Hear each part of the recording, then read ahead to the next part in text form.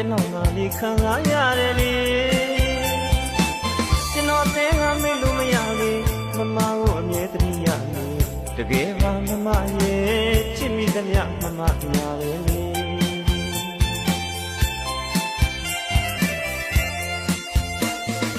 မမရဲ့ချစ်ဆုံးမမရဲ့မမကိုချစ်ခဲ့ပြီးမှစားလဲမဝင်အိတ်လို့လဲမပြောကျွန်တော်ငါလေးခံစားရတယ်လေ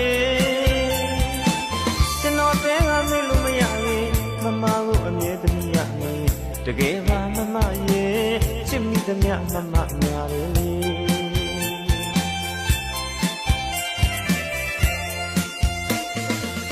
မမနဲ့အတူတွဲလို့ရဲ့ပြောခဲ့သမျှရဲ့ကလေးတွေလည်းဖောင်းမဲ့လို့ဆွေးရည်လေ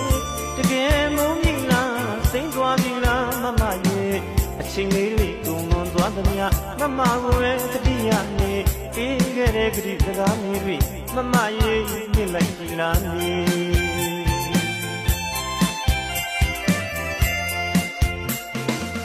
ချင်းတွေ့တဲ့နေရာလေးအလွမ်းဖြေဖို့ရောက်လာခဲ့သမျှလွမ်းလုံးကိုရမောက်ဖြစ်တွေအသေးလူတဲ့ဘဝအလေးမို့လို့မမရဲ့သိချစ်တဲ့နေမုန်းမရတဲ့မောင်ရဲ့ဖြစ်တွေမရက်စက်ပါနဲ့လားနေ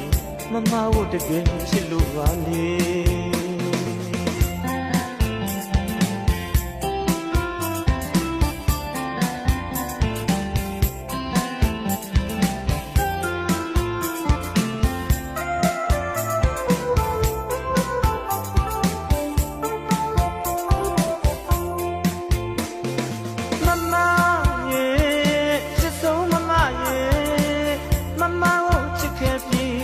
စားလဲမဝင်အိတ်လို့လဲမပြောကျွန်တော်ငါလေးခံစားရတယ်လေ